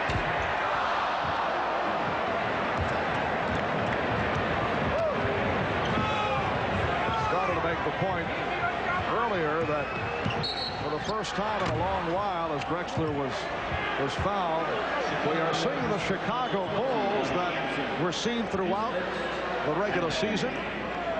Regular season that saw them win 67 and lose 15, and a Bulls club that we saw during the course of the playoffs a year ago. Well, when you get into this free-flowing game, this is where the Bulls are at their best. See, and they're not getting a hard foul. The Portland Trailblazers are not trying to dictate tempo. They're running down and playing right into the Bulls' hands by taking quick shots. So now you're seeing the Bulls instead of the Chicago Bulls. He's got it wrong, doesn't he? Okay. And this is what he gets the big bucks for. Magic watching too much Saturday Night Live, I think. A minute remaining in this third quarter. The Bulls 100, the Blazers 66. And Jake O'Donnell with the call away from the ball. Pushing foul.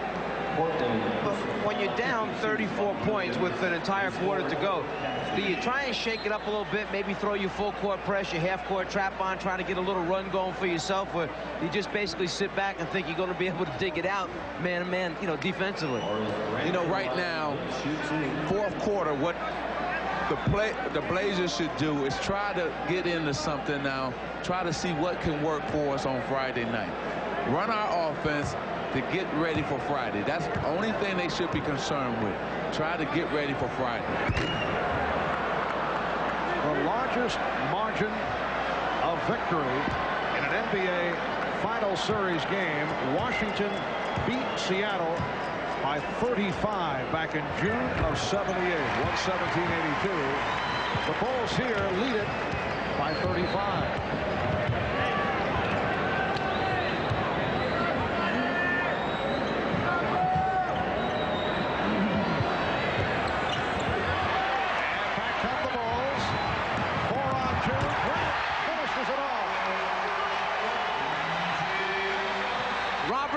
The rookie point guard decided he was going to be an offensive rebounder that time. He's got to learn you must cover the backcourt for your team.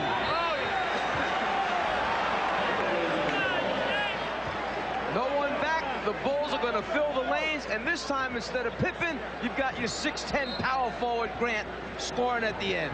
And they say, yeah, 2 points for me. Robert Pack, the rookie from University of Southern California, checking in. Pack rejected by Pippen. And the foul is called on Portland. Personal foul 22. Drexler. It's on Drexler. That is his fourth. Now, I seem to remember somewhere where a team one time in the playoffs got blown out real big in a certain game, and they had to come back, and I think they were able to do it. Is that? I thought I was going to say that story to the fourth quarter, but now that you mentioned that, the Boston Massacre, when we got beat, I think by about 46 in the opening game of that series, and sitting there watching in the fourth quarter, Boston, I mean, everything went. Sky hooks, jump shots by even the reserve players kind of made me, all of us get upset, get our game together. And how did Pat Riley handle that for the next game? He made us watch film for the next 3 days. All the bad things that we had done in that game, and just got our minds ready. And we had to play a more physical game, a smarter game, and we were able to do that in game 2. Here's Pack with a very impressive drive. Robert Pack goes 6'2", 180, but he can soar, as you just saw. Final seconds of the third quarter. The Bulls 104 and the Blazers 68. Michael Jordan with 35 of his 39 in the first half. Chicago with a 38-7 advantage over Portland in this third quarter. We'll be back after these messages and a word from your local station.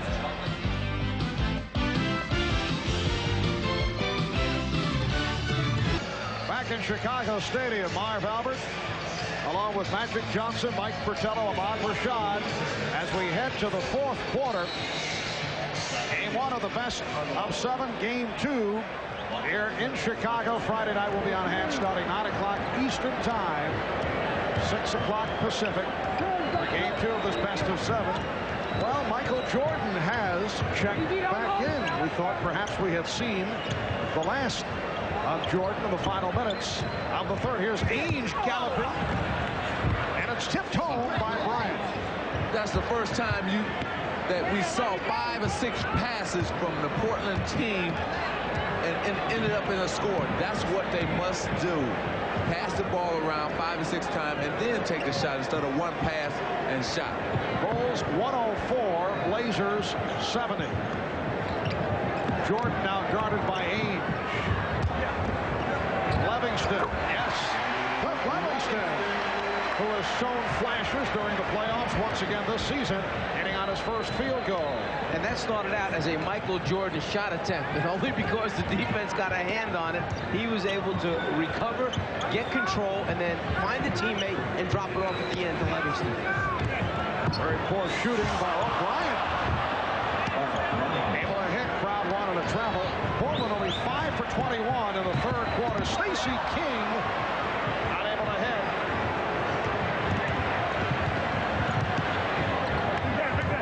Here's Bryant sweeping in.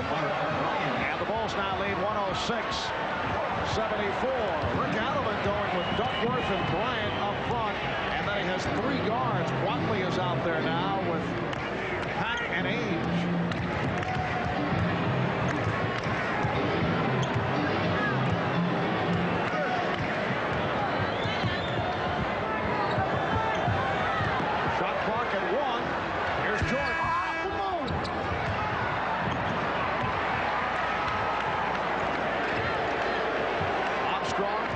On the 3.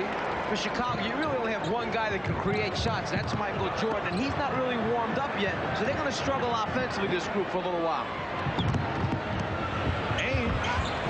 But see, I don't know if I like this, because you got a man like Michael Jordan in a groove, in a rhythm. Why not, okay, have a seat for the rest of the night and stay in that groove for next game instead of bringing him out now when he's cold and he's on the floor. That's his second time on the floor. And he may get hurt. He may get out of that rhythm and not carry it over into Friday's game. I'll try and be Phil Jackson and think for him for a second. The one reason might be because they're so used to running their offense with either Pippen or Jordan, and Pippen was taking his blow. Phil might have thought it was too much time left in the game to let him go without one of them on the court.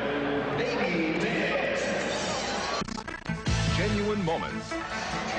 Well, tonight's Miller Genuine Draft Genuine Moment occurred in Game 6 of the 1980 NBA Final. A 20-year-old rookie guard by the name of Magic Johnson stole the show, playing all 5 positions.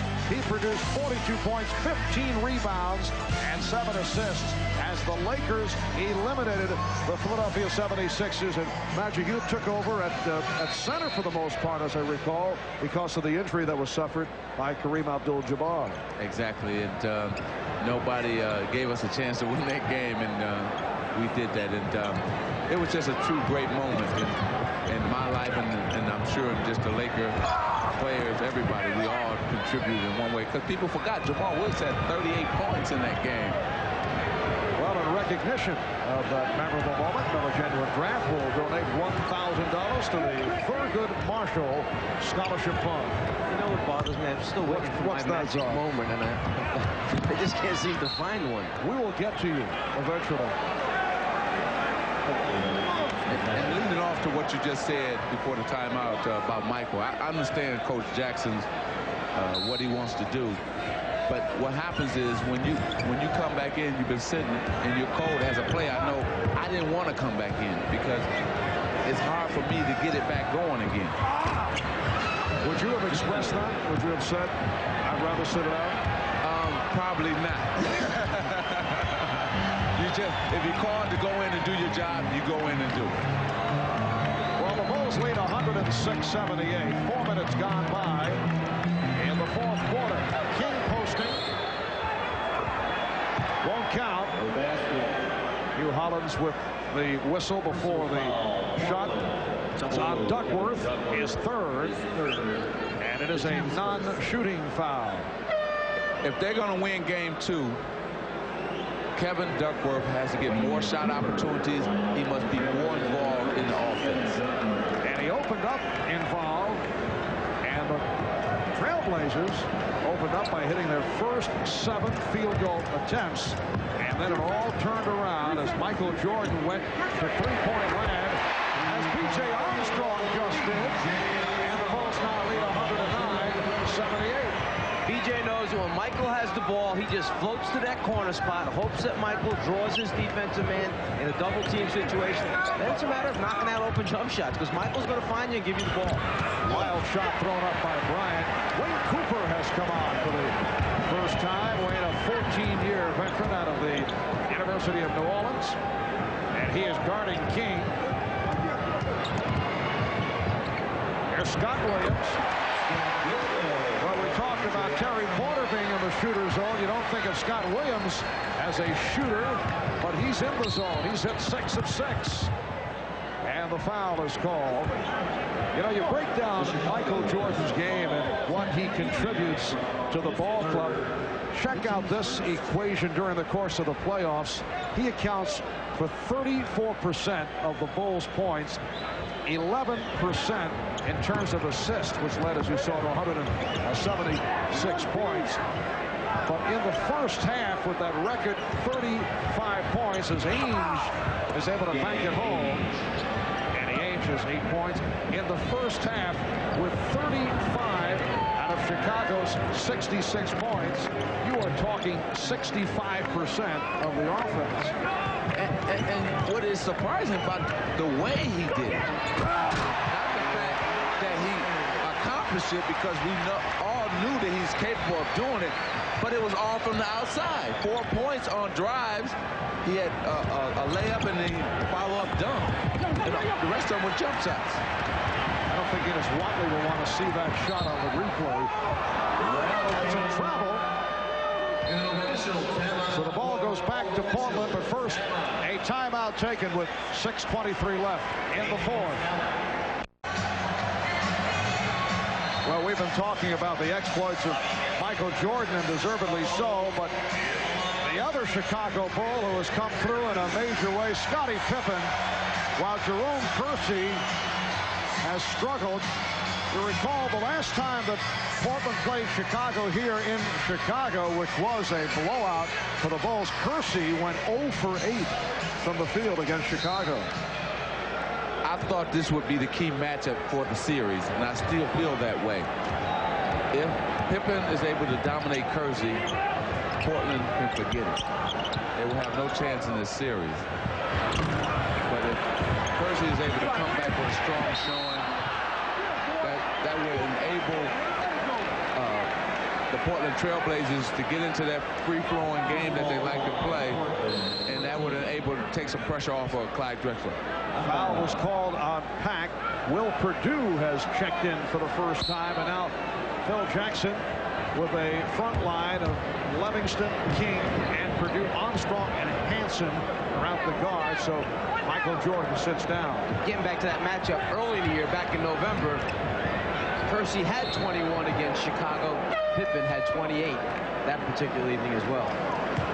Abdel-Nabi will come on for the first time. Danny Ainge departs. Abdel-Nabi in his second year out of Duke, who has not been getting the playing time. 5:45 remaining in this fourth quarter. Bobby Hansen getting on his second field goal. He has 5 points, and the Bulls lead 115-80. See, Portland's got to realize, and they're thinking for game 2. There's a break right here. Good passing. Casey misses. Portland has to realize this. They cannot play the Chicago Bulls, like they played Utah, like they played the Lakers, they must change their game, because you can't free flow against these Chicago Bulls and just shoot jumpers and just come down and make bad decisions, because the Bulls will turn them into dunks and layups like they have in this game. They come back at you so quick. You make a mistake, you make a wrong decision, you pay for it quickly. Armstrong and King able to get the new 24. Well, the Portland Trailblazers knocked off the Lakers 3-1, beat the Phoenix Suns 4-1. Here's Purdue.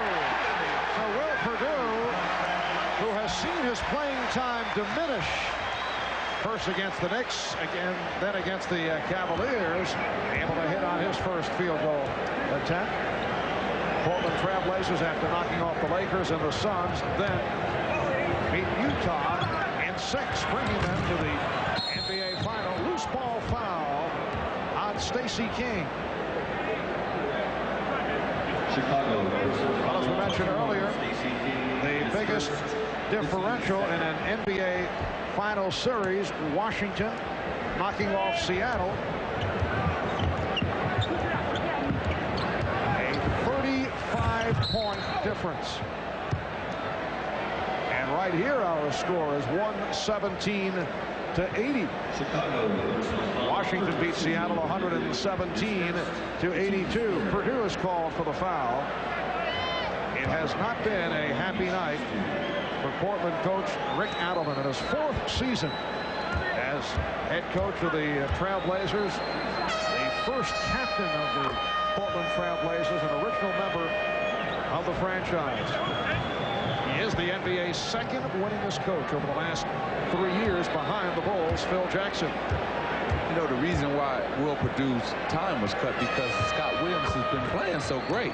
I mean, he's been playing outstanding basketball in all the series, even before this one. Scott Williams emerged last season in the playoffs. You certainly got a taste of it in the series against the Lakers. Livingston able to go glass. The reason we lost that series was because of the Chicago bench. They outplayed and dominated our bench. Both Livingston and Williams came on in the championship series against the Lakers. Here's Livingston from Armstrong. The Bulls lead 121-82.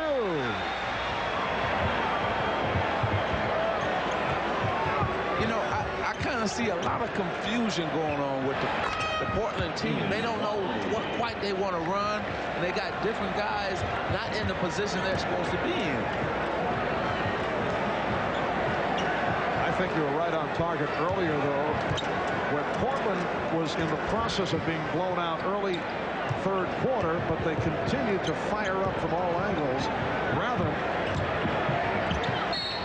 than go to either pounding it inside or, on the other hand, trying to work on something that might help Friday night. Timeout has been called by the Blazers with 2:56 remaining in the 4th. The Portland Trailblazers and the Chicago Bulls resume with Game 2 of this best-of-7 championship series here on NBC Friday night, 9 o'clock Eastern Time, 6 p.m. on the West Coast. That'll be Friday night, Game 2 of the series. Stacey King on the foul line. The biggest lead of the night, a 38-point margin. The Bulls right here lead by 37, the all-time record, largest differential in an NBA Finals game, 35 points. Washington doing it against Seattle back in '78. And I think our total was 33 against the Celtics. We're right up there, too, I think. Quick research tells me yes. But let's remind the fans that we lost that game by 33. We ended up winning the series. So this series is way from being over. One game is only one game, and that's what the Portland Trailblazers have to keep in mind. Exactly why you have a 7-game series. So if you run into something like this, you forget it, you put it behind you, you learn from it, you make your adjustments, then you show up on a new night with a different energy level, perhaps new concentration, and a few wrinkles here or there. Be a lot of tape watching tomorrow. You can believe that on that Portland Trailblazers. And you wonder what wrinkles Rick Adelman can come up with against Michael Jordan. As you mentioned, Mike, very little he can do when Jordan is sitting from long range, 6 for 10 from a three-point land. But I would think there will be a slightly different approach. I would think we'll see a little bit more aggressive Portland defense, perhaps a little more trapping, getting out and denying, overplaying a little bit more, maybe go to their half-court trap that they have used at times in the past to take Chicago out of running their offense as smoothly and as well as they do. And a lot more passes on offense instead of one pass or no passes and shot attempt by the Portland Trailblazers. You'll probably see them slow the game down a little bit more. How many times you hear coaches say, are we running our one-pass offense tonight? So the ball goes back to Chicago. On a night that has seen Michael Jordan come through with one of the great NBA final performances, 35 points in the first half, and that is a new record. Here's Bryant, and Bryant gets it back. Very persistent and able to hit the Bulls. 122, and the Blazers 87. Portland has turned it over 20 times. And off those 20, I would believe that Chicago has scored maybe 15 times off those 20 turnovers. Nice give and go between Hansen and Purdue is fouled. And you know what happens? Guys get to know each other in practice, and that's why that give and go was nice. You can tell that they were looking at each other and say, okay, I'm a back door, but I'm gonna look for you, Will, when I get it. And they work that to perfection, the give and go. Young people out there should watch Bob Hansen and Will Purdue on that play, because that's what basketball is all about. To me, one of the nice things about having a few days off before you start a championship series is you really notice what the points of emphasis are for the various teams, what the coaches have been emphasizing in their practice sessions. With Chicago, you knew it was offensive execution and spacing. They kept moving out behind the three-point line. Off the travel. Chicago gets it back as we approach 1 minute remaining in this fourth quarter. The capacity crowd has been filing out right throughout the quarter. An enormous night for the defending NBA champion Chicago Bulls. Here's Purdue, wild shot. Livingston with the save off the face of Purdue. To check out the description of that on the Will 1-900 number that he has going here in Chicago. I have a feeling he'll be dealing with that. The steal by Watley puts the move on, and Armstrong gets it back. To tell you how good the Chicago team defense has been tonight, Portland came in here averaging 115 points in the playoff. Tonight, only 89. That's how good the Chicago defense has been tonight. And Pack was stopped by King. It'll be Chicago possession. Show you a veteran, smart player. That time, Hansen had a wide-open three-point shot. The crowd yelling for him to shoot it.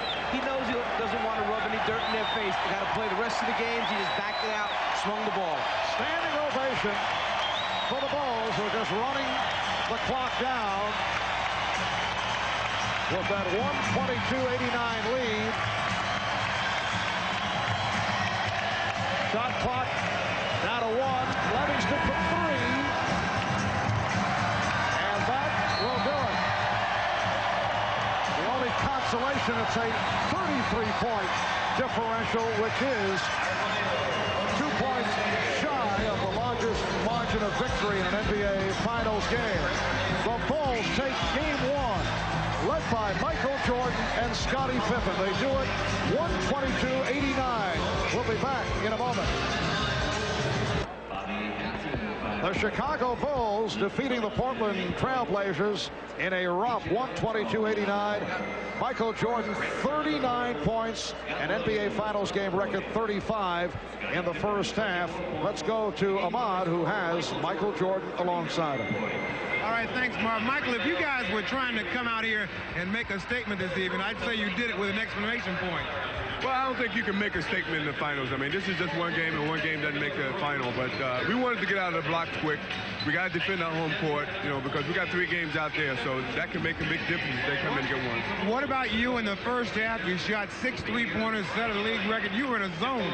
I was in the zone. My threes felt like free throws, man. I really didn't know what I was doing, but I was taking them, and they was going in. So, you know, that really helped the game. Must have been the working out we did this morning. All right, congratulations, Mike. Back to you, Marv. Yes, that was it. The fine work done by Ahmad with Michael. And here is Michael after hitting a 3-pointer, looking over at you, Magic, and giving the indication that he is bewildered by that hot shooting touch. We'll be back in a moment. Back in up in the first half, 35 of his 39 in that first half. 6 3-point field goals, 11 assists for Jordan. Final score of the Chicago Bulls, 122, Portland 89. Friday night, 9 o'clock Eastern Time. Game 2 of the NBA Finals right here in Chicago. Later tonight, following your late local news, the Tonight Show with Jay Leno, followed by the all-new Late Night with David Letterman, and later with Bob Costas. For Mike Fratello, Magic Johnson, Ahmad Rashad, Bob Costas, and Quinn Buckner, Marv Albert saying so.